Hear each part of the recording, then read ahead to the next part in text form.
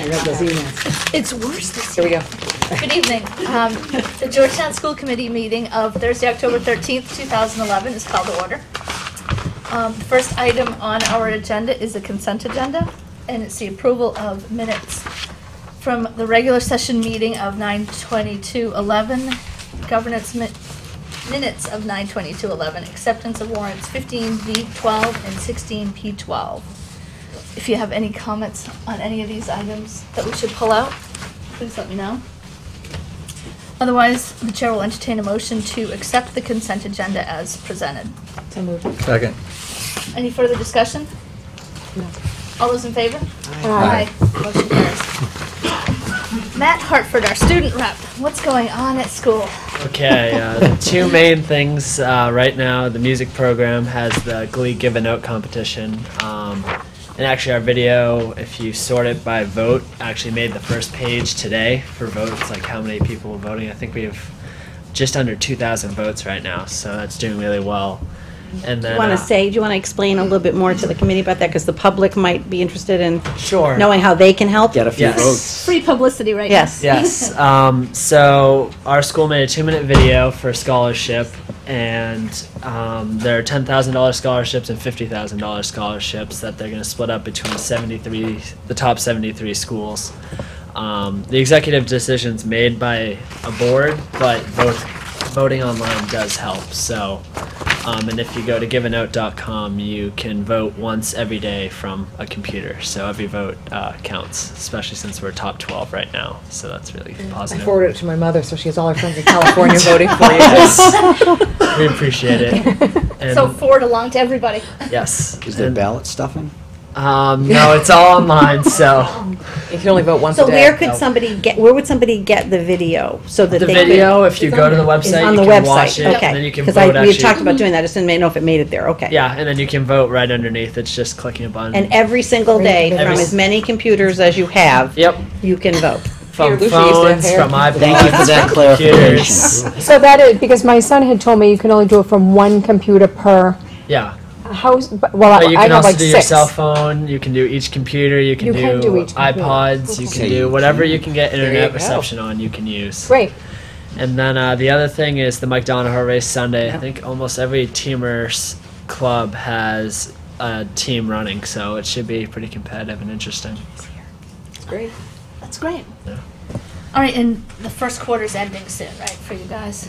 First week in November. Yeah. I think. Yeah. Okay. So So winding down. Unbelievable Getting how there. fast it's Get going. those missing assignments in. yes. I don't even know if they're missing. That's what Adline's for. Well, that's the question.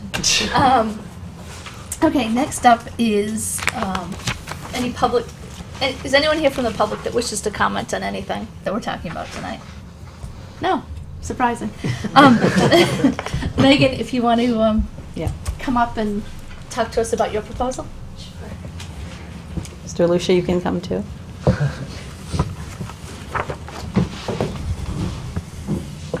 Megan has a request for a fundraiser. My name is Megan Rossio.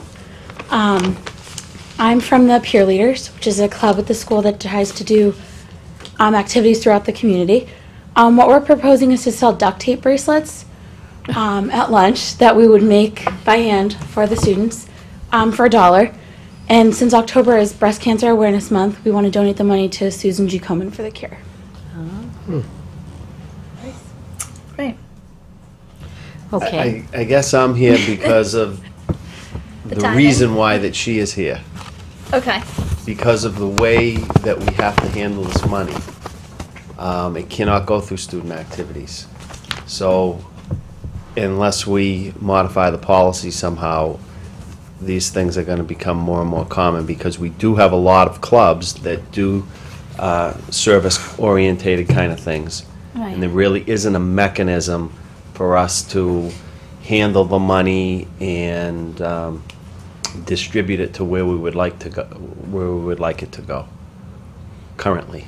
So now when you collect the money, where does it go? Well, we I used guess. to put it in the student activity account. Right. And then they would do their thing, and then we would cut a check to the organization. Recipient, right. Yep. But now, after once we started to implement the the recommendations of the audit, we shouldn't be doing that. Student activities money is Right, raised it by needs to- students for to be students. used by students. And because we're talking about an outside organization, it muddies the water. Can't someone from the peer leaders be responsible for the money and do it that way? Well, then we're talking about the spirit of handling cash and what we've been trying not to do over the last 3 or 4 years. Right, but they do that at Pembroke. They have kids that do, I mean, they, they had Yeah, that 20, but they had basketball. 25 cent for Crazy Hat Day the other day. So everybody brought in a quarter, they could wear a silly hat for the whole day, and the money went, I don't remember where the money went. Yeah, we know that that's happening. We just discussed this at administrative team the other day, last Tuesday, trying to figure out a solution to this so that we could be in compliance as well as being able to manage this in a way that makes sense. We're supposed to have an auditor come to our administrative team meeting on Tuesday, but there was a conflict in his schedule at the last minute. So we're rescheduling that for the 27th, for the 27th, the school committee meeting. We're rescheduling that for the next administrative team meeting, which is in 2 weeks. But I think they're asking to come before you now because there's some time sensitivity to Right. the fact that For you're October. gonna run because it's October's Breast Yes. Cancer Awareness Month. Right. So they're trying to do it in this way, so Yeah, we that's. wouldn't be able to change the policy in time for them to do it. Exactly, Right. exactly. So So it's this is some something other we could way. take up at governance, but it's also something that we want to resolve We through have to- our meeting with the auditor. Yeah, I just They were very wanted to clear. make you aware of it, not necessarily have you change the Yeah, policy no. or anything, Right. but because next school committee meeting, you are gonna have the cheerleaders coming asking for the same type of thing. Okay, so what do you do with the cash at night? Are you putting it in a safe, like, is it going in some Well, kind the of? advisor's gonna have to personally handle it. Are they bonded? Yeah, that's what I was just wondering. Can they put it in a safe? Like, Well, Yeah, they will they- put it in the safe. Yeah. Keep it in the safe, yeah. But the question then of the deposit process and who's depositing it and. yeah. Ugh. So the policy now is such that we can't, the school can't be involved, can't handle it through the student activity fund. And then really not through any of our accounts, because it's not through that. But we didn't go to the next step and come up with a procedure. Any recommendations? Thing is, we have a policy, which is what we're supposed to do, and now. Exactly. I mean, one thing, so you would collect the money during the day Mhm. and then turn it into Mr. Lucia's office or the front office at the end of the day? Yeah, we're hoping to run it from the 17th to the 21st, and then on the 21st, donate the money. So we wouldn't be like holding on to it for too long. Okay, and it would be done during school hours? So, Yes, primarily like lunchtime. So you don't have to worry about games or Right. anything like that? Right, and the advisor could bring it to the bank and get a bank check cut. For I don't know, to the that's a- organization. Yeah. That's what the basketball parents have done in the past when they raise money for selling food at the games. Concession, yeah. The parents a parent from the organization keeps that money and then does whatever it is that they do with it. Now, the money was Yeah. deposited in a student activity account. No, it's one. Well, No, they're not the girls. Yeah. You're talking about the girls' team, I think. Well, yeah. Someone was keeping. that was the Parent- rumor, right, yeah, yeah. Well, I don't. Yeah, I Keeping don't that, have. Yeah, so I think, but in the spirit of this, since it's going to be done during the day, Right. if we can have either the leader of the group or the advisor just ensure that it's locked and you're safe before the end of the school day, so then it doesn't have to leave school premises. And then you cutting the check basically would be the receipt Correct. that it was done. Who cuts the check?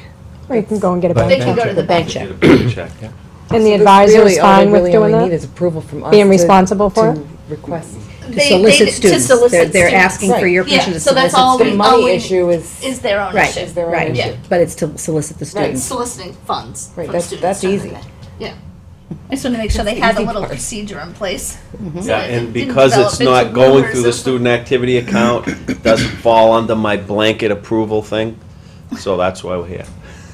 All right, so all we need to approve is for them to solicit students during school hours and on school property. Right. For the purposes of raising money for the Susan G. Commons. Is that clear? Does everyone Yeah. understand what Yeah. we're going through? Okay. All right, so the chair will entertain a motion for the peer leaders organization to have a bracelet drive during the third week in October, I think the 17th to the 21st, as presented by Megan this evening. So moved. Second. Any further discussion? All those in favor? Aye. Aye.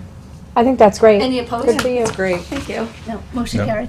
Good luck. I hope it goes well. Thank you. And we can look at those policies at governance and see if there's any modifications, and then we'll. You're gonna sell them at middle school too? I'm just gonna say. Megan? Megan, are you gonna sell those in the middle school lunch today? Yes, As well? I'm selling them at all the lunches. Oh, that's great. Yeah. Thank you. Thanks. Nice job. All right. Next up are administrative reports. Superintendent's report. Yes, just in the spirit of just informing in the community, because there always are questions about what are we doing on our professional development days when students are not in school. So I just provided a little bit in the orange notes of information for you as to specifically what was happening. Because of the national movement to implement Common Core standards, the middle school and high school both began that work. Julie DeRoche led the initiative along with the department heads.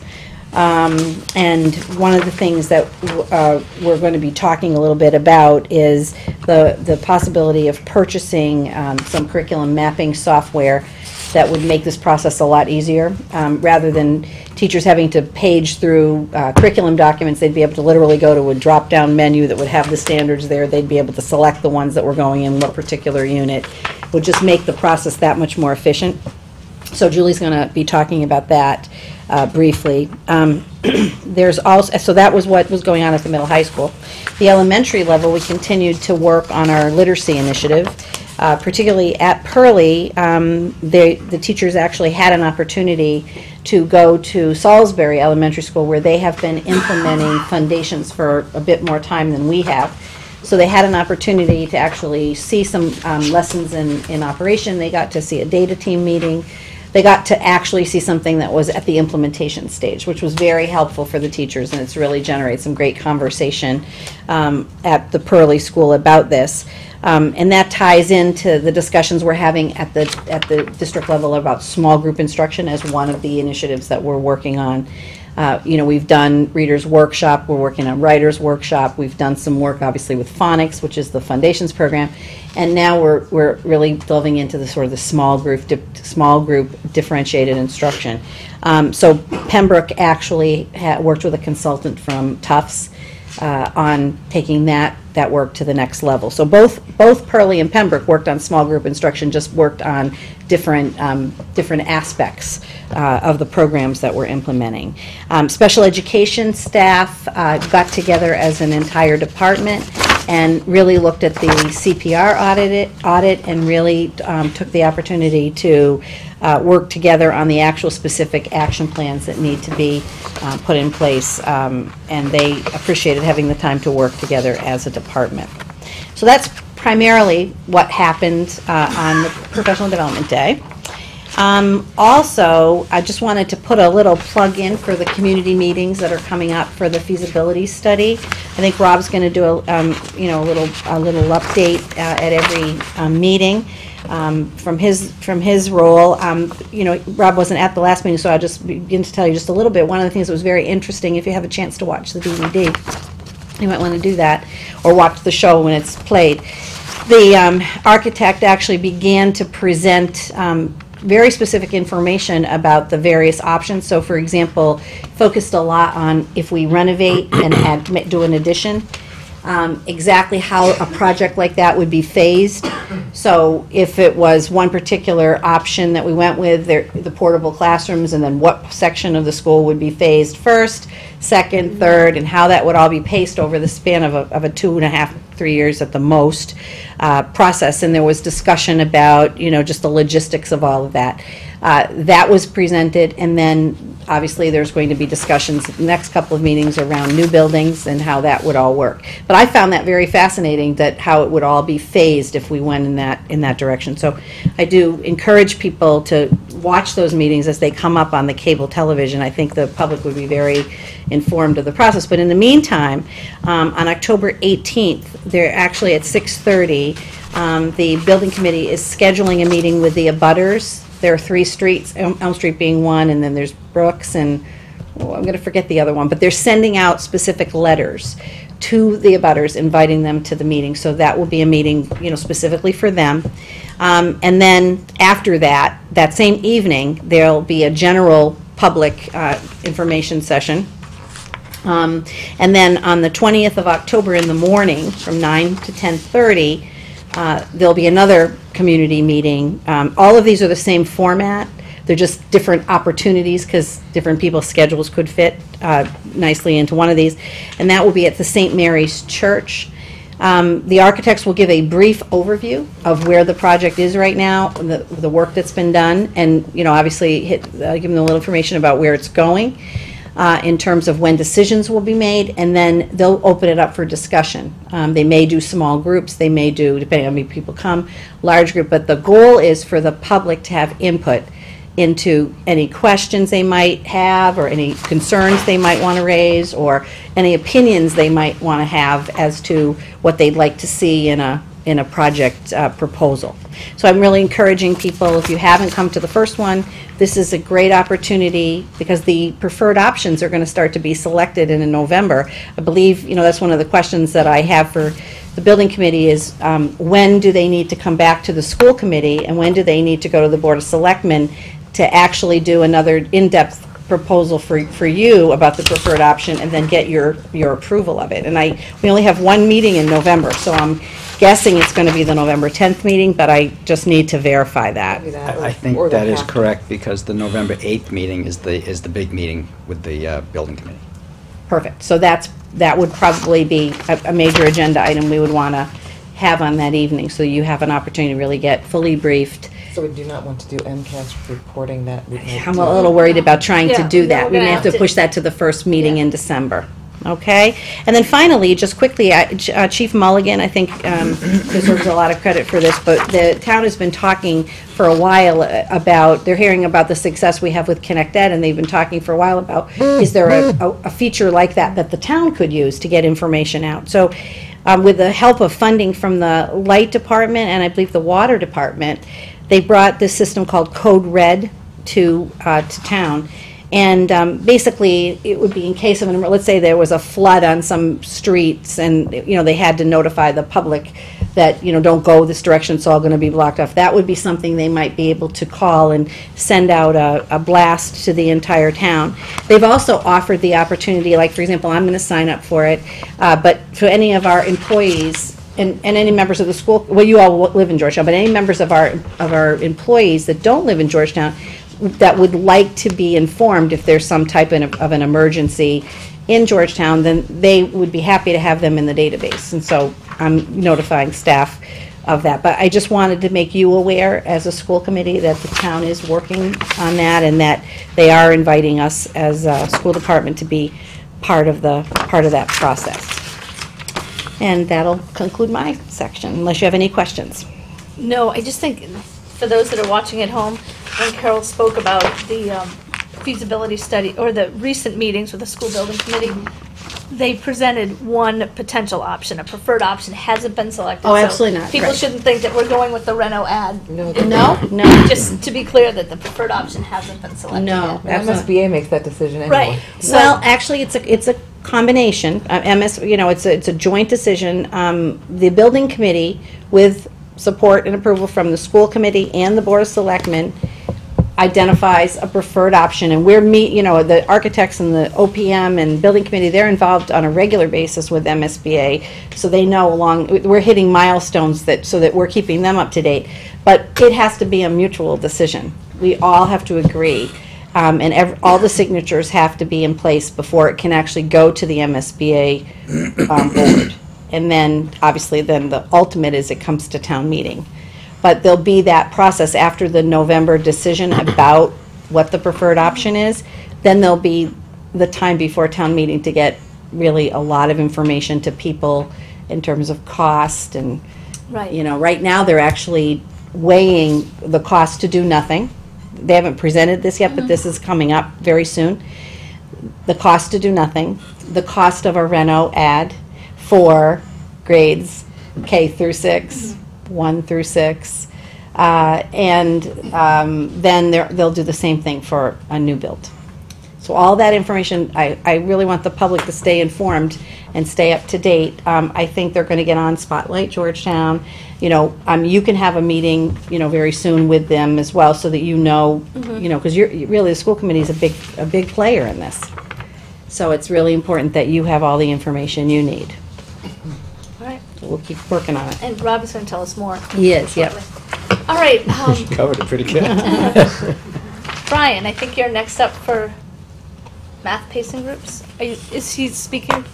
Yeah, I think you were just going to do an update, right, Brian? Just an update, Yeah. just a quick update. Math pacing and a How's quick everybody update. I this think that's an oxymoron. Yes. Well, I just, thank you for allowing me to speak.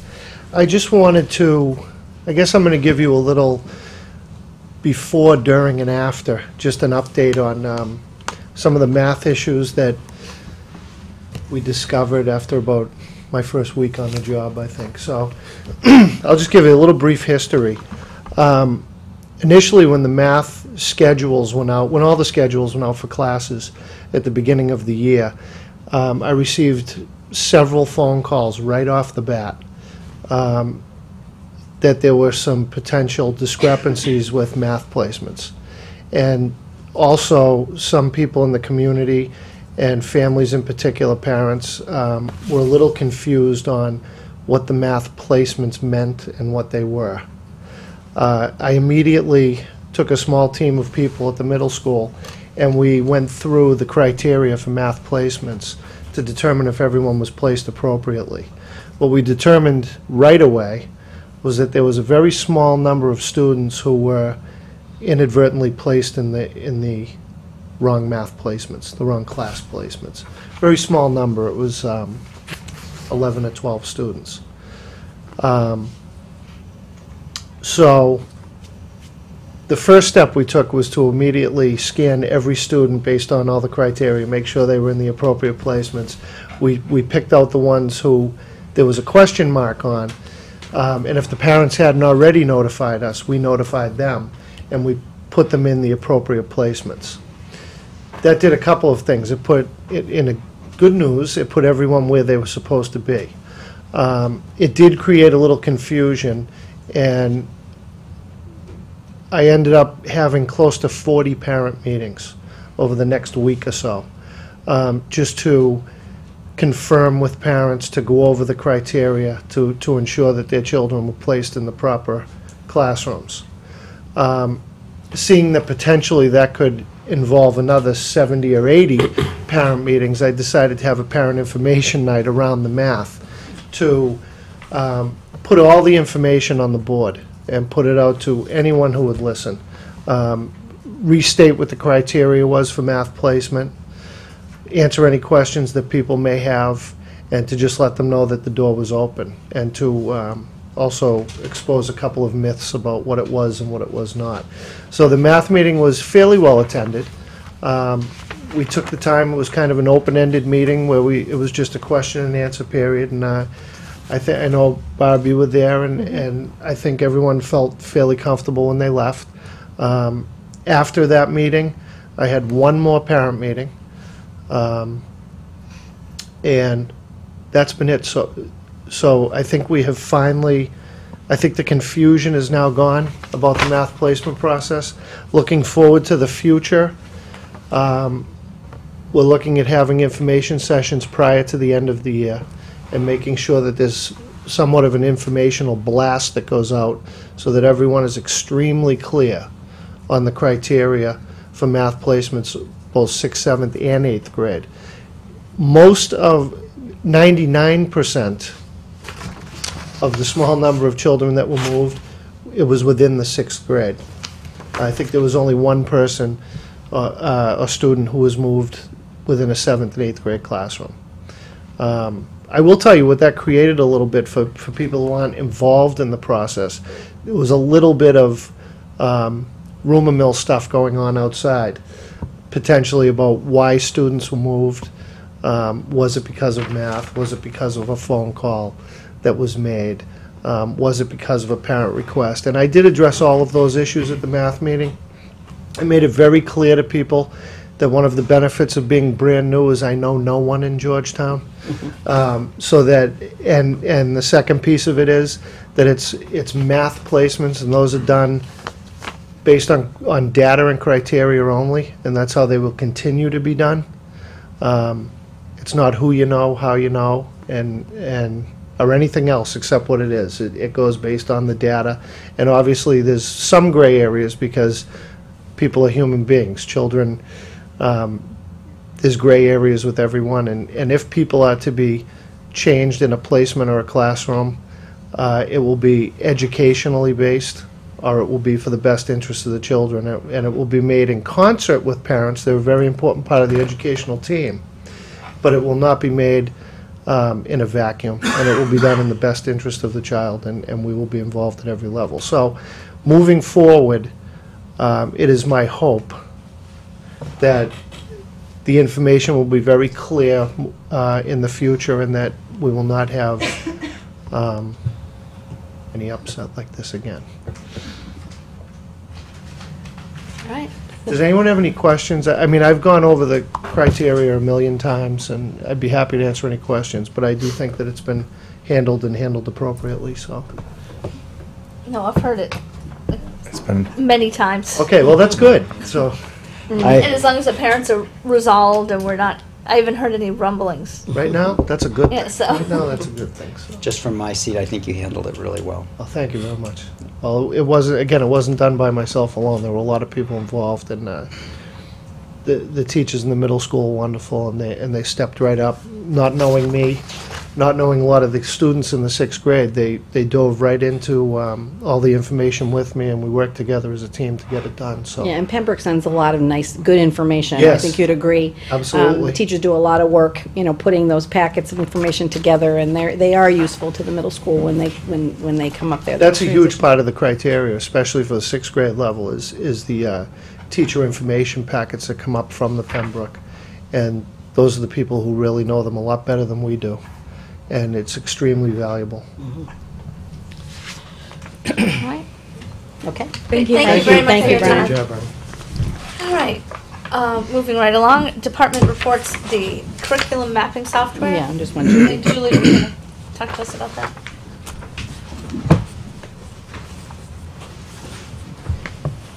Hello. Hello. I know that you have received some basic information in your packets about the curriculum mapping software that I've been looking into. And I wanted to just share with you some of the reasons why I decided to pursue this option. Obviously, the biggest reason is because we're moving into the new Massachusetts frameworks, the new Common Core standards. And it's my goal to make sure that what we do is we're very mindful of the changeover from our original Massachusetts frameworks to the Common Core standards. The Common Core standards are asking us to do more and to achieve more and to be very targeted in our instruction. And that goes for every grade level and every school. So this is really a district-wide initiative. And so because of that, I've been meeting with principals and teachers and really going over what currently exists in the district. And so my goal is to integrate all of that with some of the new material that I know we're going to have to produce in order to really make that standard or make the time frame standard that the state has put forward for us to really define our curriculum and what it is and what it looks like. And so, from a teaching standpoint, what it does is it allows us to take our binders, if you will, 'cause that's how we organize curriculum in a lot of, in our classrooms, and put that into a web-based system. And the reason why I like that is because it's something that we can all view. We can view it from a district perspective, and we can view it from a classroom perspective. Principals can view it as a school perspective. And so just having that capacity alone is really important. The other thing that we'll be able to do is bring all the pieces together. The Common Core standards, the Understanding by Design backwards design template, which is what the state is using to create their model units. A really consistent curriculum will be able to really see gaps or redundancies. So places that we feel we need more instructional measures, we can build those in, and we'll be able to look at those standard by standard across grade levels and across the district as a whole. So I think that's really important. The other thing I really like about this program is it allows us to identify specific strategies that we want to identify in classroom instruction. So the research strategies that I would really want to see happening in a classroom, we'll be able to target and identify those things per unit and per grade level, so that we know our students know how to take good notes in 5th grade science or in 5th grade math, and what should that look like, and how can we build on that skill over time.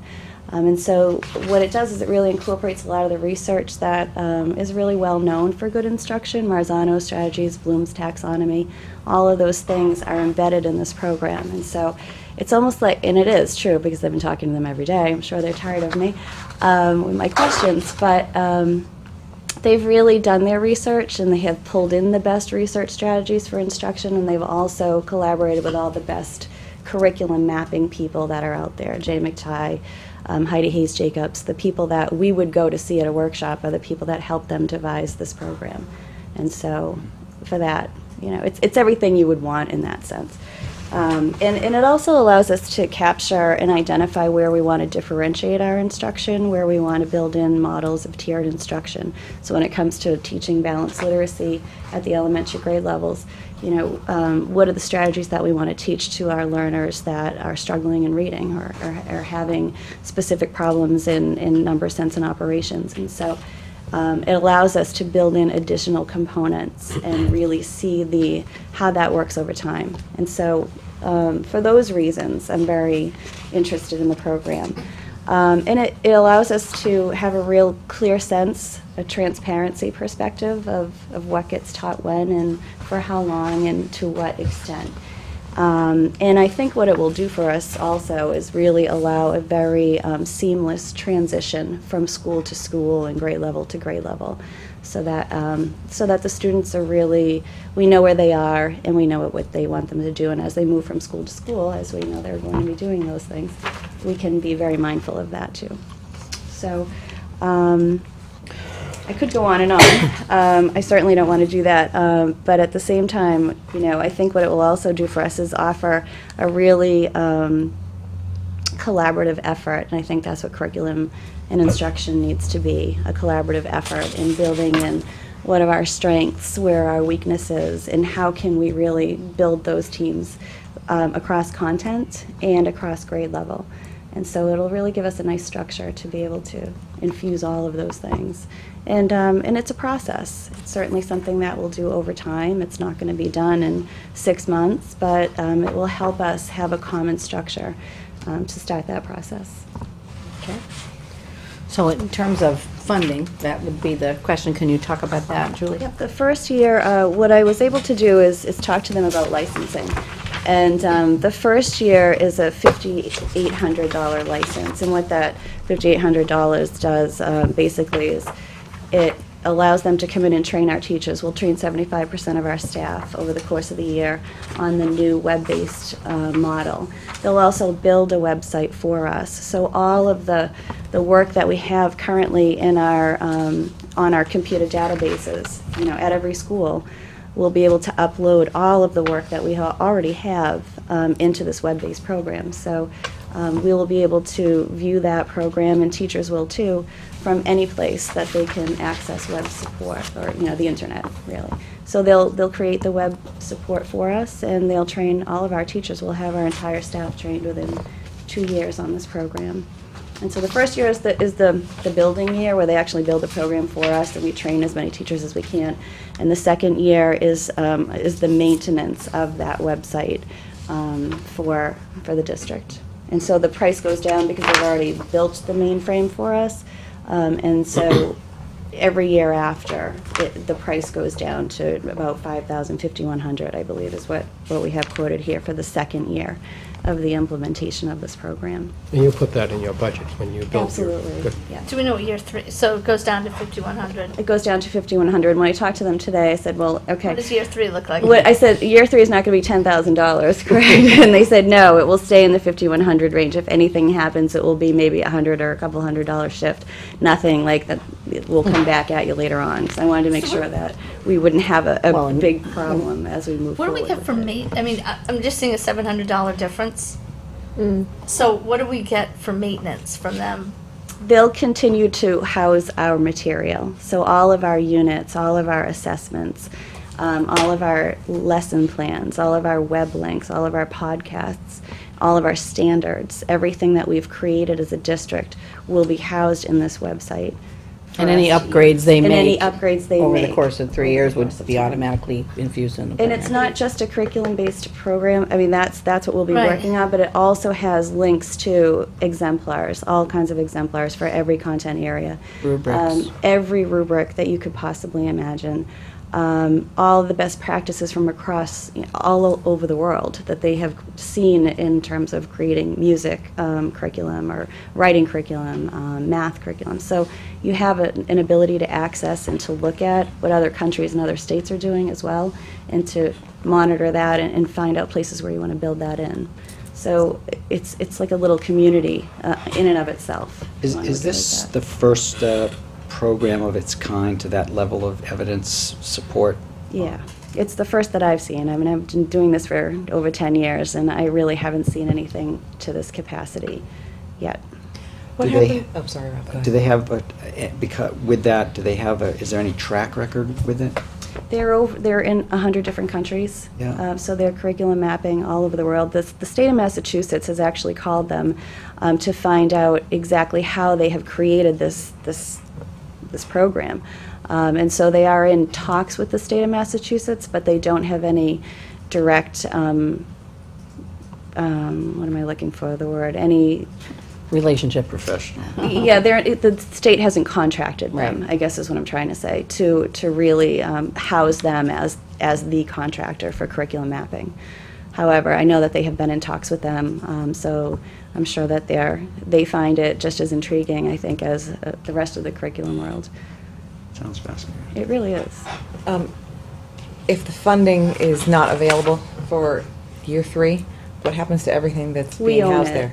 We own it. We still own it. So we will have the ability to own what we have done, but we won't have the ability to add in or to see all of those other Website links. will stay as is. Yes, it will. They won't shut it down The and say, links and sorry, other no kinds more of things contact. may not be functioning. Right. Okay. Right. This it's really a long-term investment. This is a commitment to a Right. long-term process. Are there any schools around here that are using it? Pentucket, the Pentucket school system is using it. Hamilton Wenham is looking into using it. Triton is using it. I've actually talked to the director of curriculum in Triton, and they're very happy with it. They've been using it for over a year. Okay. So yes, we can certainly take a look at how they have done it.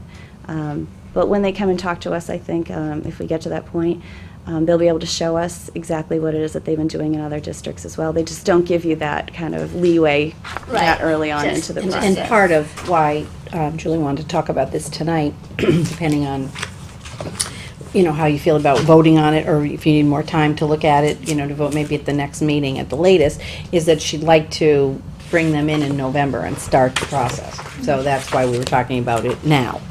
If we were able to say that we wanted to do it, and we would commit the 58, the funding source we would be looking at would be the school choice revolving account, which we looked at, remember, the balance for Right. at a past meeting, at least a few meetings ago. That would be what we'd look at, because we haven't obviously budgeted for this. But it would allow us probably an opportunity either to take it from school choice next year or to budget for it in the actual FY13 budget. But that would be the source we would go to at this point, to fund it and get it off the ground for this year. Okay. We don't need to vote as a committee at this point. Well, if you wanted to, what you would be voting on would be Yeah. the approval of the use of school choice Right, so revolving I think money. at this point, we have a budget and finance committee meeting set for next week, so we should discuss it at that point and determine funding, and then bring it back to the full committee with our recommendation. Yeah. From a Do you know, funding. do you know off the top of your head what's in choice right now? 106. 106, we looked at it today. And how much That of was that a is, setup question. That's, Yeah. that's after, Yeah, that's that's after everything has been accounted for. committed. Right. Okay. It's, I mean, it's pretty short money for the, Not what the much. capacity, Yeah. you know. Yeah, and the what- reason why I wanted what to I'm bring waiting it for forward winter. as quickly as possible that's- was so that I could really make sure that the teachers are ready to get trained in this, and then I can actually bring them in and speak to the administrative staff as well as the teachers, and really help start the process as quickly as I could. Because the high school and middle school are involved in the mapping process, Right. so it'd be good, you know, to not have them spend, you know, 2 of the 3 professional development days, if we could avoid it, doing things by hand, when we might be able to actually start having them develop their units and enter them in. But, you know, I think if the 20's on the 27th, right? 27th, so when were you thinking that? Well, I have the ability to have them work with the administrative team in late October, as well as they're willing to come out a couple of different times in early November before the actual November 10th date. And November so- 10th is the PD day. Yes, and so that was another reason Well, why I that was. that might be able to work. I mean, let's just think this through. If the committee approved it on the 27th, then would that give enough time? I mean, obviously, it's enough time to schedule, if you could give them the heads up that this might happen. The question would be, you know, would the software be available and Well, that's it. everything? I just I- don't know how long that process takes. Yeah, I think they would use the time between now and then to build the mainframe that we're looking for. I see, okay. Okay, well, All right, it's then- really up to the committee, whatever you want to do. Any thoughts before I I'd weigh like, in? yeah, I'd like to go to the meeting, Budget and finance. the budget and you need to finance wait. meeting. I think, okay. Because there's some, I have a couple questions Well, we have about some other choice. big issues I coming know, I up. have Yeah. some things too about choice that I wanted to, And Peter about. looks like he has something that he would like to share with all of I just want us. to say that the middle high school's professional development is all built around doing this, and we're on ice right now because we don't really have a format, and we're trying to not waste anyone's efforts. So Right, if and we just can't need get to- this thing going by next day, it's like wasting another professional development day. Right, but I Saying think just wasted one. Is the holdup the question about the funding source? it's really the I'm just fund- trying to understand. It's- Well, I have a question. I mean, I Okay. can give you a question. Yeah.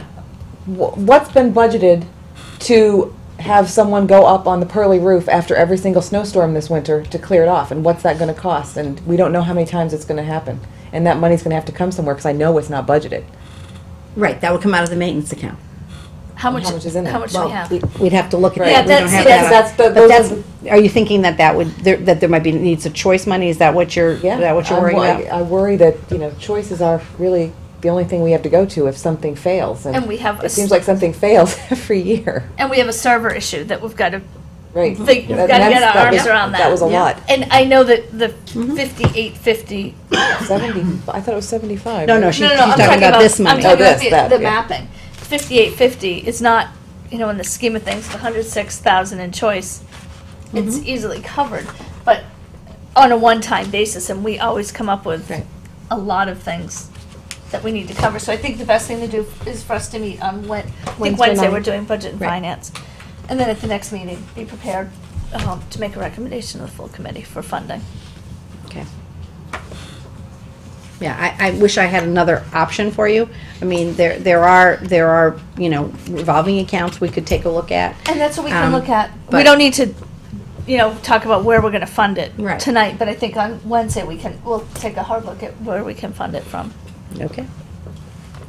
But without a source, we can't, because we're gonna start chipping away. Okay, so, yeah, okay, so that's what I'm trying to ascertain. So, assuming we can identify a source, right? Is the committee in support of spending the money on this It's a good project? I guess that's, I was I going am. to go on record with saying I was. Okay. Absolutely. Mapping is a nightmare. I've done it. I don't know how Right. you guys could Yeah, have I've done it by hand before, you know. Right. I don't think, yeah, I don't think it's. Okay, so it's just, that's, I'm just trying to, so it's the funding. Oh, it's absolutely worth it. It's just, I just want to make sure that, you know, Right. it's been 6 years on this committee, and every year I see the choice go down, down, down, down, Yeah. down Yeah. with unanticipated expenses. Yeah, oh, absolutely. Okay, because I'm just trying to figure out whether or not, you know, because there is a certain amount of work that the company would need to do in order to get ready for it to be effective in early November in terms of use of the staff. But obviously, we don't want to go forward with that if we're not absolutely sure we're going to have the ability to fund it. Seems like the spirit is Is supporting right. the you know, to purchase the mapping software, or web program. The question is, can we fund it and how we're going to fund it? Okay. Because it's recurring. Right. Even though it's a little Yeah. recurring, but it's recurring. Sometimes, although if they're in 100 countries, I doubt they'd be prepared to do this, but sometimes companies are, you know, willing to take on that risk, that financial risk, to get something moving based on this kind of a discussion. Yeah. You can ask. I don't know. Yeah, that's what I'm, yeah, and that's what I'm trying to get, is what Your was the program spirit of the running. committee that you were in support of it? It's just, we gotta put our fingers on where the money's gonna come from. And I mean, we'll have a better idea on Wednesday on where we are. okay. Just go to the committee the following week to be approved for funding. All right, that sounds good. Okay, good. Okay, thank you, Thank Julie. you. Thank you very much. much, Julie. Okay, any questions on the superintendent's information for the committee? None? Okay. Next up is the financial report, the FY13 budget process. Thank you, through the chair. I just want to let the committee know that I'll be meeting with the principals very soon. As soon as I'm finished with the annual state report, that I'm balanced today with the general ledger from the town and the end-of-year report from the school department, are right to the penny. There you go. That's good news. Now I have to do, just make sure that I have all my backup documents in case, when the auditors come in January, you know, we want to make sure that we get a clean audit report, because I'm looking at prior reports, and there were a lot of audit exceptions. I don't like those.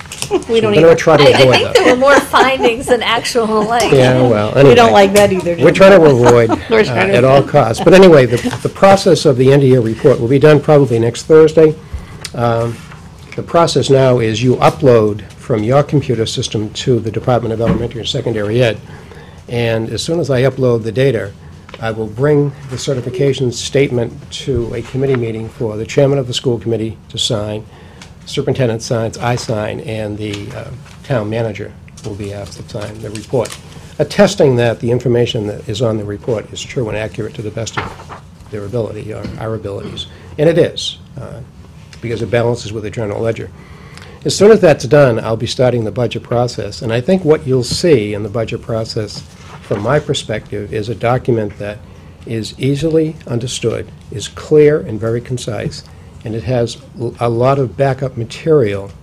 And I use a program budget with line items. So it would be salaries, contracted services, supplies, equipment, textbooks for every school, for every department, and you'll see it. You'll see people's names with what degree and step they're on the contract with the town of Georgetown. So again, it's very transparent. There's not just a line item for Pembroke teacher salaries.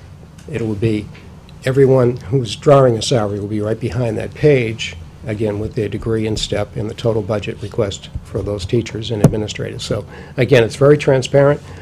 I've been using this system for 35 years, and I know that I think, maybe being presumptuous, that you'll enjoy going through the budget process, because it's very... Enjoy, Jim. I didn't say the bottom line.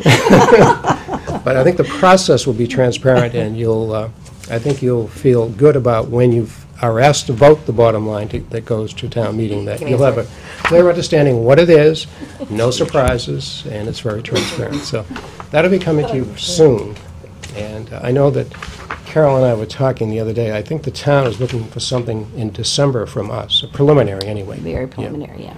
And that's what we'll do. We'll give them a preliminary bottom line. Although we certainly did speak to them about the reasons in the past that we have preferred to bring it to them later, and that being that there's really no good information, state aid information that's available, and the one thing we don't want to be in the situation of is that we're we're putting out a figure that doesn't end up Right. being the final figure, because that does tend to, it's hard for people to forget about the first figure they hear.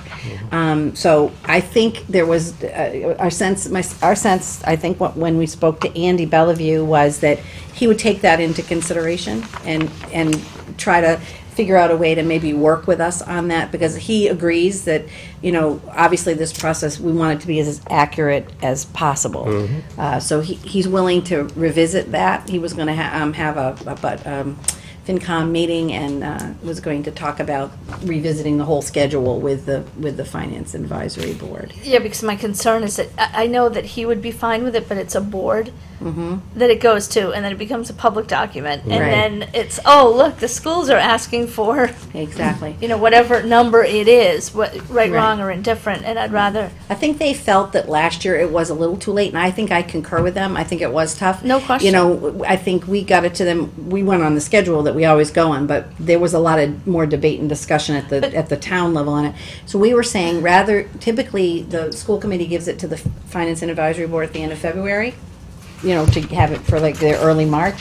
We were talking about, well, even if we could do it at the end of January, start reviewing the budget at the school committee level in December and January, have it to them at the end of January, early February.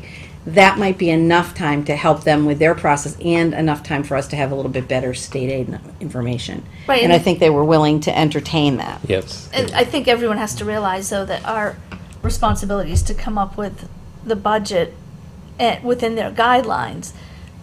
But that's the extent of their involvement. I mean, we've been very, going back and forth and giving them as Right. much information as we need to, but it's our responsibility to come up with a number and Correct. The support policy it. says it's best, what is best Best for the for the- What- education. education. students. Correct. Right, and the Finance and Advisory Board, I think at one of their upcoming meetings, was going to start having discussion about what guidance they wanted to provide to all town departments in preparing the budget. And I think the Board of Selectmen actually are going to have a little bit of a role this year in setting some of that as well with the Finance and Advisory Board. So I think that information should be coming sooner than it maybe has in the past. But as you said, we have to build the budget that we feel is Best for the is education of our best for what we students. need. And actually, if we start doing it, we start the process, usually in like late Thanksgiving-ish. November, and we have it usually around December, we're reviewing it in the business office. This is gonna allow us potentially to start that process sooner, just for our own internal purposes. As this process is going on, I think in the past, it's been difficult to communicate to the public and to certain committees why the schools need X, Yes. what the value is in X. And so when it's all coming together, keeping that in the back of your minds, particularly with the way you're talking about this budget's going to be broken out, I think it's going to be very helpful. But B, to start to gather that information for making that case. Yeah. In concrete Well, yeah, but our- examples that people can relate to. Our budget, those documents are confidential. We don't release, nothing, those things don't get released, the preliminary, all that whatnot, until we start putting everything together. Right, and in the past, we've had I budget might be talking meetings. about something different. yeah. then. And we've had, during our regular meeting, we go through, we usually split the Right, meetings split them up so up. that we do 2 schools per night, and then we might even do the district and special education on yet another night. And we go through almost line item by line item. We post everything that we can on the website. I get it's a little frustrating when we hear that it's not communicated well, because I'm not sure how short else of to that do it. to communicate it to people. I think what I'm talking about is being able to make a case at the appropriate time, whenever that time is, to the public, to the various committees, as to why something is needed, why X is needed for that. That's the case I'm talking about. That's And I part know- of the process and- that you'll see. And right. that's when And I know, typically but- Carol will go through that and because they build from the bottom up, Right, and so I've that sat with Carol at meetings with with the Trestle Way. yeah. I've gone to meetings at the church. Little budget focus group. Yeah. I've gone to meetings Oh, with her bless you. with parents. Yep. Going through this budget process, on top of the budget call-in show Yeah. that we've done, and on top of all of the meetings that we discuss it. Yeah. because Yeah, there's so- not a line item in there that doesn't have solid basis behind it. And to It's- communicate, what we typically do is we'll sit with the I FinCom. know what you're asking for, though, yeah. Well, okay, why don't you just Well, I'm doing, spit it out? I'm doing my best. Well, I think there's part of, something that I'm missing no, I here. think part of the challenge is because Rob hasn't had the opportunity to go through the budget process the way that some of you have done it multiple years in a row. So he doesn't have the same knowledge base of how it's worked in the past. I think what I hear you saying, Rob, is going to be very consistent with what the process includes. I think it is, and Yeah. I guess what I'm, with what you're going through this time, with all these line items as you go through them, I want to be able to stand up in front of the Finance Committee and have, I want to be able to, when someone says X is all that the schools need, I want to have not just the concrete data that supports it, but that the metaphors that relate to that to make the case, that Right, people can we'll start with the identify budget priorities. You know what, Rob? I'm way down the I line. think one of I'm the way things that down would the be line. helpful, I'd be happy to do this for you, is if you want to come by the office someday, I'll go through the documents like that we've actually, how we present it to FinCom, how we break it down into the various, what the budget does, what the budget doesn't do, what are our goals and priorities based on from the committee and the administrative side, and then let's see if that answers your question. It's And if typically- not, we can certainly make 'Cause we also- modifications. Our public hearing, determines the final number anyway, and that's after all of the process. Yeah. That's at the very end of everything, so the number could even change Yes. between typically- what we think it's gonna be to what it ends up being on that night that we vote. And the whole lead up to that point is scrubbing through, from the bottom up. Right. In concert with Carol, the administrators, the focus groups, so that when you look at that final number, and they do say to you, the schools don't need that. But they're not the experts. But- They are. We rely on their expertise to be able to provide us with that information and the right number. Unfortunately though, when you're dealing with someone that says they only need this because that's all they've ever gotten and we have amazing results, you can point out the facts and the anecdotal information that we have, but it doesn't change an opinion. And we've always been able to have that information because Carol and her team have really provided all that. And I think if you walk through that with her, you'll see that. But there's always going to be a group that doesn't feel we provide enough, but I'm not quite sure at this point what else there is. So I can sense the frustration. It is a complicated budget just because there's so many line items and Oh, yeah. and it isn't always evident to people exactly what's included in every line item. But I think that we try to be clear about what the priorities are, and then, just as we did with the override, and we said, these are the priorities, and then we made sure that we stuck to that list, because, in fact, we were trying to build credibility with the public, and that's what we really needed. So that was a true list, because it was what we intended to do with the money and what we have done with the money. So I'd be happy to go through it, and if Yeah, you no, still no. have questions about that, then maybe we can talk again about the process. All right, student activities training. Or I guess Well, we're sort of tabling that, right? We're just sort of tabling that because we weren't able to meet with the auditor. And, well, I guess if you want to continue going through, do you want to continue going through the financial Sure. report, or do you want me to? Finish the circuit breaker discussion for the audit. Special education. There's a circuit breaker audit that is coming up, and this is not unusual. I think every school department is eventually going to be audited on circuit breaker. Is everyone familiar with what circuit breaker is? I'm not. Okay, let me give you a Neither 30-second am I. dissertation on what circuit breaker does and does not do. First of all, it's an effort on the part of the Department of Elementary and Secondary Ed to help school districts out when they have very expensive special ed placements. So I'll give you, just for round numbers, I'll give you an example. If Georgetown has a $100,000 placement for a student, regardless of whether it's a residential or a day school, and the tuition is $100,000, there's a formula where the state says to the local district, you pay the first $38,900. And what we'll do as a state agency is we'll reimburse you for 50% of the excess of that $38,000 fund. That we pay the first 38, the state reimburses 50% of the excess, and then we're stuck for the remainder. So we get a $100,000 placement for about $68,000. So that's the state's effort to help districts that have very expensive placements for students. If you have a student who's at a placement for $39,000, the state will not help you at all, because it has to be a significant difference between the circuit breaker amount that they're ceiling, they call it, and the excess amount. So they only participate when it's several $1,000s over the circuit breaker amount.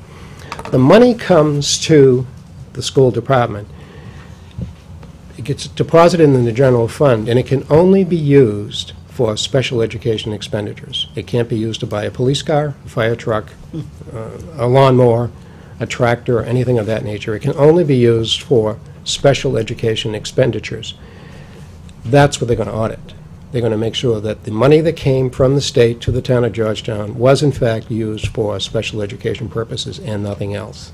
And I haven't... And since they cut it from 72 to what, 38%? Well, now it's back up to 62. Back up to you know. Yeah, but that won't be reflected in the audit. The audit's going to be... No. They've Right. cut it, because it's a year It went behind. right from 72 to 38. Yeah, at one point in time, we were told that it was going to be 70%, and it ended up being 29%, and all of us, and maybe some of you were around back in those days, that really threw everyone's budget into a tailspin. Chaos. Yeah. The year we had our highest expenses, There you Jim, go, yeah. we were due to get the highest reimbursement, and cut it it off a lot. dropped. Cut it in half. I was Almost. going to say, I think that the loss to us was well in excess of $100,000. Sure, and they did it to everyone, and it affected us even in the wealthy town of Burlington. And then they negotiated tuition increases with the private No schools. question, yes. To Yeah, the it was a tune double. of like 15 Double. to 35%. That was a very difficult year. Since that time, Jay Sullivan from the Department of Elementary and Secondary Ed has been very sensitive about saying to superintendents and other people that the state is going to reimburse you. And I saw Jay last March at the DESE, and I said to him, I'm building the budget for the city of Salem. What do I budget for a circuit breaker reimbursement? He said, go 50%. And I said, okay. So I went back and put into the Salem school budget a 50% reimbursed amount for kids over $38,000. Carol and I just learned recently that it went to 62%, so that's great. Well, that's great the news, good way. Yes. The bad way would have been stay at going 38. the other way, right. So Jay is sensitive to the needs of districts, and he understands that when he says it's going to be a certain reimbursement amount, it won't drop to 29. He won't go down that path again. So that's what the feasibility, that's what the Medicaid audit is all about. Circuit breaker, excuse me, is all about, and it's nothing to do with anything that's going on in Georgetown. It's going to be a statewide effort. And then the only other thing, Jim, that I wrote a little bit about in the notes was the Medicaid, just to update the committee on Sure. where we were with that. When I arrived here and started doing the state report, one of the items you have to put on the state report is the amount of money that was collected from Medicaid. And when I found out it was only $1,400, I was shocked. It's very low. when it- Because, 40 again, 40 is generally. Yeah. what Yeah, the town 40 is what counts you on. should, 40 to 50 is what the town should receive, and they did receive $1,400, which is, something wrong. So when I started looking into it, I found out that paperwork wasn't filed on time or properly. And it's not an easy report to complete. So I asked this person that I know who is a Medicaid expert if she would be willing to help us out. And she actually came in today and worked for 4 hours. And she's going to file the report, the Medicaid report for the town of Georgetown. It's due tomorrow at 5 o'clock. It'll be done. That's amazing. And it's, Now, and it's, is there any guarantee what we're going to get? There's no guarantee that it's going to be accepted and funded, but that this effort. town could be looking at That's a lot.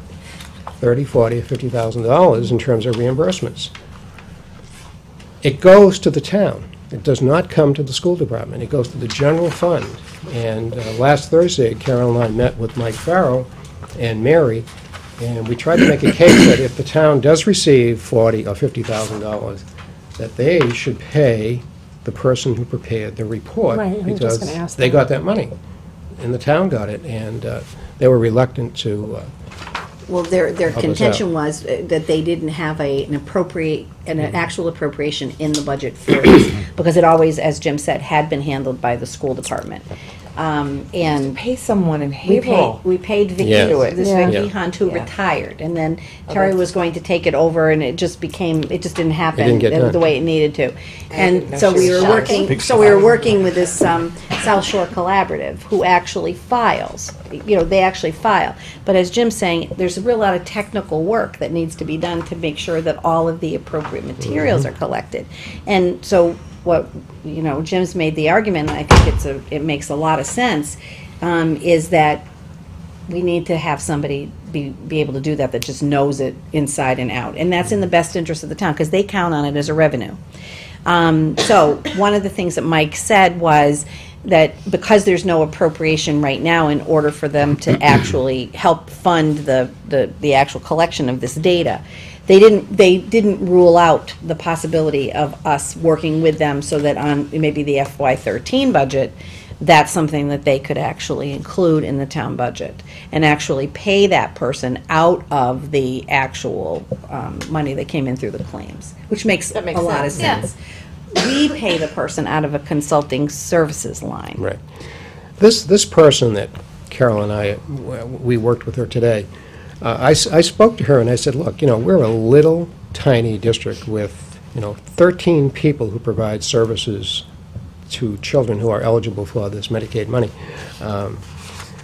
And she said, what do you, I said, can you work for not to exceed $2,000 for the year? She said, yes.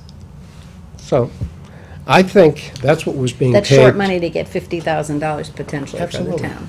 Yeah. And So as, will we get reimbursed by the town once they get the money?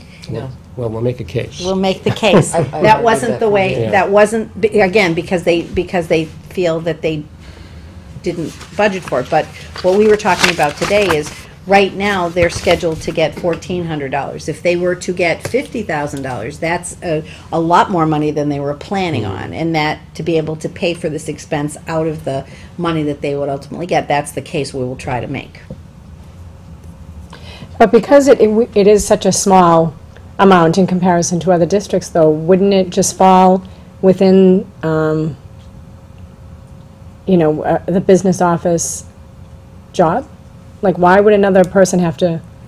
You have to see the report before. I think there's a I'm gonna lot tell of you, I've been- research and technical work. Yeah, that I has to wouldn't- go into Okay. it. I think wouldn't want to that's- attempt this. But where on my- Terry had attempted to do it himself, I'm just saying, it was, It didn't work. it didn't work, but, There's But some could it things, work? there's some material that the special ed Yeah. office needs to help with, and my understanding is that was collected. I'm not Yes. sure it was all collected, completely, but it was collected to the best of their ability, and it's something that we can work with. There also was some information that needed to be collected through the business office, and that information wasn't compiled. And that's what we worked on today. And that's what was worked on so the today. person that helped today will be paid out of a consultant. Yes. Yes. Yes. From the Budget, district, okay. from the school. Yes. From the District district, line. yes. District line. Now, I just want to caution people and let you know that the Medicaid accounts are being audited and by the federal government. And the good news is, if they give you money, it's like doing your tax return, and when you do the return and you get a refund, they don't go after the person who prepared your return, they go after you if the refund is, Suspect. too much, yeah. The federal government treats this the same way. If the town of Georgetown submits a claim, and the town of Georgetown gets $50,000, it goes to the general fund, and it was overclaimed by several $1,000s, the town of Georgetown will have to refund several $1,000s to the federal government. And one of the reasons that there are audits and repayments is improper paperwork was filed. That's what this lady is doing, to make sure that what we are filing is proper and the claims we're making are valid, so we don't get a refund that we're not entitled to. It's a protection for the town. Yes. And I think it's short money for. So we're gonna get $48,600 Well, more be than we careful, thought. remember what you said earlier. As soon as She you say a already figure, has a that's what calculator it's out there. cost. We're gonna, right, so we're gonna. We're going to get a sum of money, Potentially. hopefully greater than 1,400. And there I was guarantee no, it'll be greater than 1,400. and there was not, it's so, it'll be some number greater than 1,400, which more than covers Yes, the yes. cost, but there was no willingness to say, well, let's see what it comes in at and we'll cover you. Again, that wasn't the conversation we had, but that doesn't mean, I didn't get the impression the conversation was over. I think they want to work with us on this So what's the because incentive they, to go out and do it? well, Well, We've always done it, that's the That's problem. it. It's Okay, always all been right. the school department's, Well, the job. alternative is It's the our job to paperwork make doesn't sure get that this filed Medicaid is. correctly. Right. You're And the exactly town gets right. $1,400. You don't do it. That's the alternative. Right. Okay, Town of Ipswich already went down that road. The superintendent said, I'm not doing the report.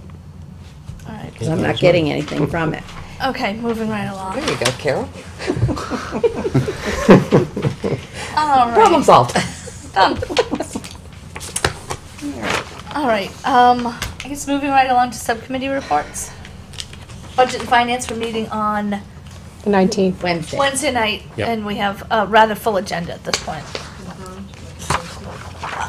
Yeah, it does need to get posted.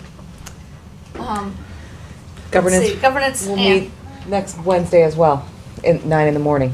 And I believe that is confirmed that you may post now too. all right, Dave, negotiating? We're still working with the custodians. Do we have a date? The ball was in their court. I don't think we right? have a date, do we? We haven't gotten a Okay. date from We don't have a Joanne. date yet. Okay. We're waiting to hear back from them. They did file for mediation, and Yes. we did meet, Dave and Rob and I, and went over the last few things we needed to get put in place. Okay, So we're ready when they're ready. Yeah. all right. Okay, safety? We're all safe, good. Did you go? Yeah, I We're was, all safe. I was at the safety Anything? meeting. Well, we talked a bit about the school liaison, Okay. which, that was one of my questions that I had about the, School choice, I've The got school it, I got it choice. right here on my And list. that's budget and Another school finance choice issue. yes, on Wednesday. We're gonna talk about that on Monday. Yeah. On Wednesday. because the chief was definitely, well, I'm certainly interested in that as well, see what we can do about that. What else did we talk about? Pretty much that, and then the principals. code, yeah. Yeah, we talked about the code blue. Yes. And making sure that we, we're ready for those drills. All right. It was kind of an intro meeting where we all talked about, Yeah, what it was are our the goals first. for the year. We're all working on the bullying, and they want to stay, involved in that. So it was really kind of a goal-setting meeting and checking in on a couple of things like the school liaison officer. Do we not have that this year? Is that We what- do not. At this point, we do not. We funded the school liaison officer with stimulus money. Oh, maybe the town can cover it with the Medicaid reimbursement. Stimulus money. And so the chief has said that he would make the same officer available, but he's a reserve officer, so my understanding is that he would make the same officer available for 2 days or 3 days a week. Last year, 2 days a week, it was $14,000, and it would be about $21,000 for 3 days a week. And it would be a dedicated officer for the schools, and, he would like him to be involved in helping us with our bullying initiatives and all of those kind of things. So, we haven't funded it because we didn't, A, budget for it, and B, the stimulus money is no longer available. All right. Rob, building committee. I think Carol did a great job. I do want to repeat some of these dates, though, because I think they're very important. The Butters meeting, which is coming up for the feasibility study, Pembroke, is October 18th, and that's, there's one at 6:30 for the direct abutters on Elm Street, Brooks, and I think the 3rd Street was Chestnut Street. That's what it was. Thank you. I think that was it. And then there's another meeting at 7:30, and that goes till 9:30, and that is at Pembroke, October 18th. It's the second meeting, second opportunity for the general public to provide their input as to whatever issues they may have with regards to this project, both pros and cons. And then there will be Thursday at 9 o'clock at St. Mary's Church, October 20th, another public meeting for the same input. The next scheduled meeting with the building committee is October 25th. November 8th, as mentioned before, is from the building committee standpoint of the big meeting where we'll be voting on moving it forward to the MSBA, and then it'll be coming to us, I think, on the 10th. That's my understanding for that. And the only other thing to comment on, I think, was that the building committee has started to try to set up another meeting with those parties, both public and private, that are involved with the fields, the current athletic fields, so that we can get a handle on what we have, what we may need, and how that all relates to this project and what may or may not be proposed. So that's, we're trying to pull that together. Are you working with I am. the committee on? Yeah, they're the looking field to invite the information? GAA, and I actually have my regular meetings with the GAA, so they have committed to that. I think John Pingree and Mark Perry are going to be the representatives there. Harry from CPC and CPC, Planning, yeah. and then Jim Demento or someone from Park and Rec. That's the kind of core group, along with members of the building committee, Okay. of which Is- Rob is one. Is Harry representing both CPC and planning? Well, I think that's That's the, the idea, okay. that's the thinking about bringing Harry to the group. And then anybody else that they would suggest, because maybe we haven't thought of everybody. Yeah. But that's the group that I'm familiar with, Is that the I've worked November, with. November 8th, what is the vote that you're taking? Moving, is it the, Preferred My option. preferred understanding is option? it's the preferred option, correct. okay, so you'll go through the 9,000 scenarios and you're gonna come up with one that you vote on to present to the MSBA? Well, to present to us first. Right, to us, to the town? This is where it gets a little confusing. Yeah, that, I was wondering, I know on the 27th we've got a few other things, but I'm wondering if you would want, again, a little summary report from the architect as to what might be coming forward to you on the 10th, so that on the 10th, you're not getting new information for the first time and then being expected to vote. I'm concerned, That would be a wise idea. what The only problem is that we don't have any say in that. The building committee will make the determination as to what the preferred option will be. I don't think so. I When they think- come to us, though. I think we put it on the table for you to vote. Well, you know what, let's get Why don't we clarification find that on out, that, because I'd rather- I do think you have to take a vote on it. I'd Oh, I know rather- we have to vote. I'd rather get the information ahead of time and understand what we're voting on and what the ramifications are, rather than having them show up 2 nights after, expect a vote, because we have a timeline that we have to meet for the That's where it's MSBA. confusing. I think what's So, going on. depending on what I find out, then we would decide whether we would put a sort of an initial discussion on the 27th with a follow-up discussion and vote like we did on the grade Correct. configuration? Yep. Okay. Okay, So I want to give people time to understand what we're voting on and what that means. okay, Excellent. Because that was a little confusing last time, and let's learn from our. okay, sounds fine. Yep, I think that's great. All right. So for everybody watching at home, please pay attention to the dates. Things are still moving fast and furiously on the Pembroke project. And there's several meetings that have been scheduled. I know they're up on the website. I saw some in the newspaper, so just pay attention to that. We don't have any old business. New business is the MSBA statement of interest for the roof. Right, I wrote a little something for you in the orange notes. I got a notice, basically, from the MSBA that they're accepting new statements of interest for this next cycle of funding. So I did speak with Jim about this and wondered, because I know one of the items that keeps coming up for discussion is the high school roof. And at some point, that roof is going to need to be worked on and probably replaced. So every year we spend money patching it, and every year it still leaks, and so it's not by any means something that's been easy to maintain. So the thinking was, did it make sense to just submit a statement of interest for the middle high school roof? In order to do that, we would have to gather some information as to what the estimated cost would be, which Mike and Julie LaVeca are willing to do and maybe have already started to do, because we need the information anyway, whether we put a statement of interest in this time or not. And then the thinking would be that if we could put together a proposal, we get signatures from, just as we did with the Pembroke project, from the school committee and from the Board of Selectmen, and we submit it and we see what happens. I know Whittier got funding just for a roof, and it's the same kind of a deal. It's a reimbursement situation. So the school department would, or the town would be responsible for part of it, but this would be another example of where a large chunk of the project could be paid for with state reimbursement. The only question I think that comes up is just the timing of it. You know, is this the right time? I put that in the notes just for, you know, for your consideration. We don't, you know, we're not necessarily going to get it if we put the statement of interest in.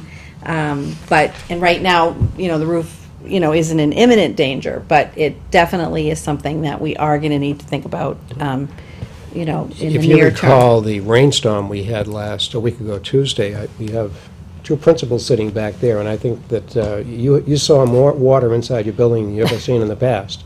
Talking to Peter anyway. It's been much, I've seen a lot of water. Well, see, I think the problem is we don't have snow on the roof, so it's not on our radar screen right now. Every time it And rains. it's not the raining a roof lot. leaks. Every So, single time. And then we have carpets that get wet. Yeah, and you get insulation that mold. gets wet, and you have the walls that are being, and electrical components that are being soaked. The estimate that we have, and I talked to Mike about this, he has an estimate of about $1 million. Wow. You know, that's an estimate for a replacement of the roof. You know, it could be $1.2 million, or in this economy with contractors looking for work, it could come in less, who knows? But it's going to be an expensive project. And if MSBA is reimbursing at 50%, the town will get a brand-new roof for half that. And Mike Farrell thought it was worth continuing to pursue, Yeah. just because, you know, obviously, you know, the town's got to think this There's no through. downside. For what Like it's- you said, CIP is not really an effective tool for us Well, to right use now, I mean, CIP, you know, it looks like because of some free cash that was able to be certified at a higher level, they actually have a source to gather some capital, you know, some capital projects, but this is a big ticket, and this would exceed what was available for the entire town if we were to try to come up with money for the roof. Does it, if you get it, do you have to take it? Get what, the approval? Approval? No, you do not. And it also is dependent on, that they will approve you, then you have to go get your funding. Then you have to fund it. And if you don't get your funding, they just take your application and put it at the bottom of the pile, and they So start. what would be the harm in following through with the paperwork? If we get it, we're gonna have a school building project on now, which we're gonna ask for voters to support next spring. Then I would guess, I don't know their exact timing, the following year, we're gonna ask the town to fund, say, half of that. So we'll be asking for another $500,000.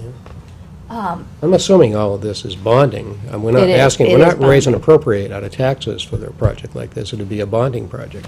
Right. And that's important. Oh, right, but the They still look at it takeaway as they in have to this pay. town Yeah. is The going to stigma. be, the schools are asking for yet more money.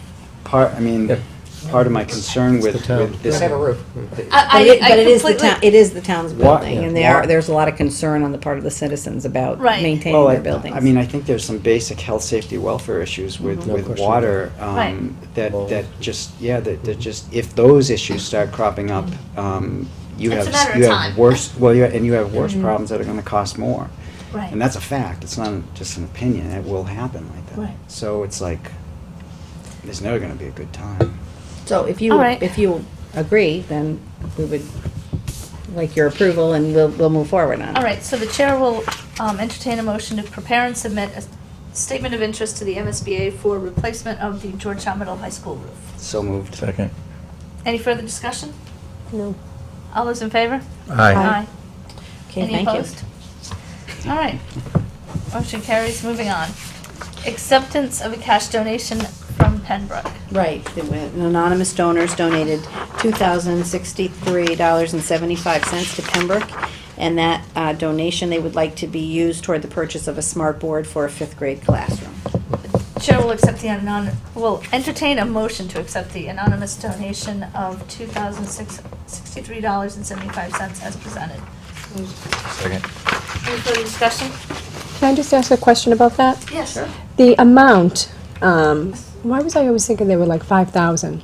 So No. what does the 2,000 cover? Does it include the smart board and Actually, this is the donation, you're right, the smart board costs more than this amount of money.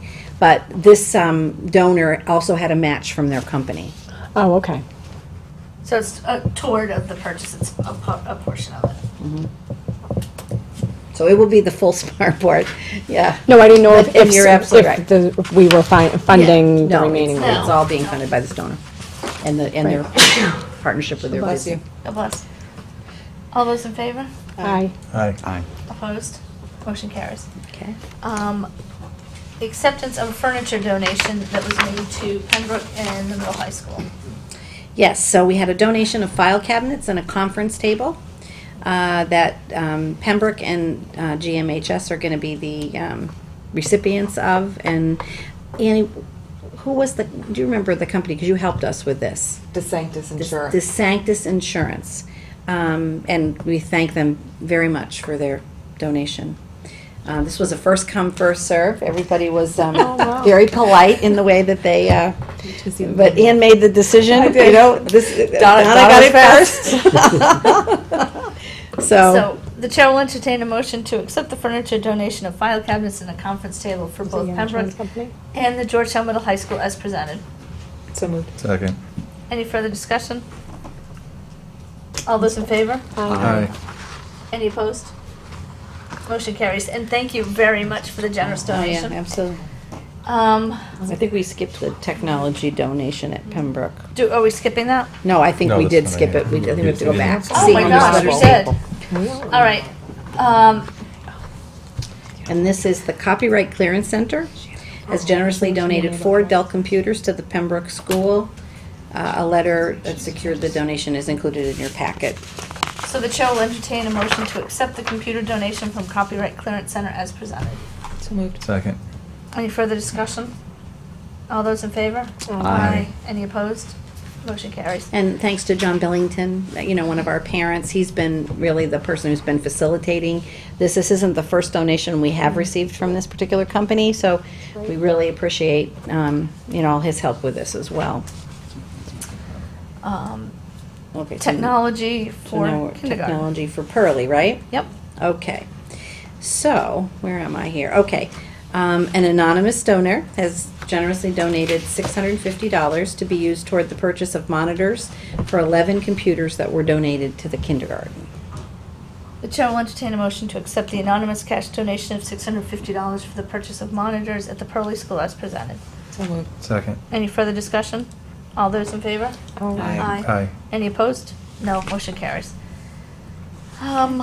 Next up is the updated version of policy BED B-E, That'd be- which is the agenda format. Yeah, we went through the, we're starting our policy manual review, and we've gone through the first few sections, and the policy clearly states that no one from the public will speak on an item that is not on the agenda. So we need to change our Okay. agenda. So we need, this is the exhibit, is the agenda. So it will just be what it says. We'll just get rid of the public comment part, and public agenda items will be moved up to A. So it could be public comment on agenda items. Right. But it's not, but, They can't just come and speak on something that's not on the agenda. no. They have to approach you as They would the approach you chair as to the be chair, able and to you do would make that. an exception, or you would put them on the agenda somewhere else, but it wouldn't be there. Okay, excellent. Good So to it'll know. just have A and B now. Right, Okay. great. I try to make things easier for you. That's what it's all about. Is this, because it's a change, we can vote on it now? Yes. Yes, just Right, modified. okay. Yeah. The chair will entertain a motion to approve the new version of policy file BEDB-E as presented. So moved. Second. Any further discussion? All those in favor? Aye. Opposed? Motion carries. Okay. Next item up, thank you, is, Carol, I just have the Yes. side letters Yes. of agreement? Yes, Okay. so it's right at the very end of your packet. As you know, in the contract, there are some positions listed in one of the schedules that allow staff members to receive stipends for work that they do, in particular, maybe they're advisors for clubs or advisors for classes. But periodically, what happens is there are positions that get added, but they are in the middle of the contract, so they don't end up actually in the contract till they're formally negotiated. So any of these things we're approving tonight, if we decide as we go forward with the new negotiations, starting with the teachers very soon, These would then be embedded into the actual contract itself. But rather than open up the contract in the middle, we do these side letters of agreement. And these are always reviewed both with the union president and the members of, and this would be Dave and Rob, the members of the negotiating subcommittee. And then they come for formal approval for the full committee. So the first one is the community service advisor. When we implemented the community service graduation requirement, the arrangement we made was that the person we appointed so we started with the freshmen, then the following year it was the freshmen and sophomores, and now we're at the point where when all 4 grades are involved, the person receives a stipend of $2,400, $600 each year. So what this letter does is asks for you to approve this community service advisor position in the amount of $2,400. And this gives you a little background as to what the person actually does for that money. And so I'm asking that you'll approve this. Are we going to do, we'll Might as do well do them all all- at do once? them all at once? Yes, Yeah. Okay. yeah, we'll That's the way do, the- yeah, that's the way we have it written. Okay, that's great. Then we go to the next one. This one is the annual, for the last 3 years anyway, we've been had these wonderful musicals. They're amazing. Hard to believe they're high school students doing it. Very talented group of advisors, people who work together on the play. And what they've done basically is there are a couple of places in the contract that there's their money listed for certain positions, and what they've asked for is to take the same amount of money that's in the contract, which is $44.66, and just redirect it so they distribute it amongst the different people who are doing the work. So the drama club play director gets $1,900, the music director gets $1,500, and the assistant play director gets $1,066. So this is money that would be spent out of the budget as it's defined in the contract, but it's just redistributing it to more people. So I'm asking that you approve that. And then finally, the third one is the DECA Club Advisor. And this basically confirms that $2,320 will be paid to the advisor of the DECA Club. And, you know, we pretty much annually we have the DECA kids come. It's a very successful program. And the advisor spends a lot of time working with them and preparing them for their competitions. So, with your approval, those are the 3 positions that we'd like to have you approve at this time. All right, the chair will entertain a motion to approve the side letters of agreement for the stipends as presented. So moved. Second. Any further discussion? I just have a comment about the play, the musical. I've gone for the past 3 years, and it's really amazing. And I encourage you guys all to go if you haven't in the past, because a lot of these kids, a lot of the kids that were doing it, they're kids that have never done anything like it before. You know, they might play in the football team or whatever, and they just decide they want to be in the play. So Do we know what the play is this year? Anything goes. What is it? Anything goes. Actually, I'm going to be doing it for the first year. Oh, you are? There you go. There's an example right What there. is the role you're playing, Matt? I'm going Or are you for still trying audition. out? Oh, you're yeah, auditioning. Auditions are in 2 weeks. So. All right. Well, good luck to you. And they sell out really quickly from what I understand, Yeah, too. they do. Yeah. Like they go. Last Yeah. year's was amazing. It was. Yeah, Yeah, every night basically sells out. Yeah. It's awesome. that's great. Well, good for So you, anyway, Matt. so- Oh, good luck in a couple weeks. That's it. That's a term. All right, great. Oh, Oh, yeah. so. Oh, I know. Greg. No, no. I'm new to this, but I'm not. Okay. Did we already vote? Yeah, you didn't vote. We didn't? No, We he didn't vote. stopped. He had Any a, more discussion? I just any had a further comment. discussion? No. All those Sorry. in favor? Aye. Aye.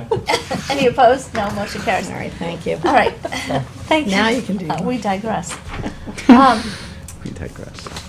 At this point, the regular session meeting will be over, and we're going to go into executive session for the purpose of discussing negotiations, as well as, I believe, do we have a personnel matter to discuss? Personnel matter, yeah. And one personnel matter to discuss. So the chair will entertain a motion to adjourn the regular meeting, go into executive session under Chapter 30A, Subchapter 21, Paragraph 3, and it's a roll call vote. Rob? Aye. Aye. Barbie? Yes. Yes. Yes. Okay. We will not return. Wait, Brian, wait a minute. Do you want Brian to stay? Yeah, I Did we talk wouldn't to either. Naomi? Yeah.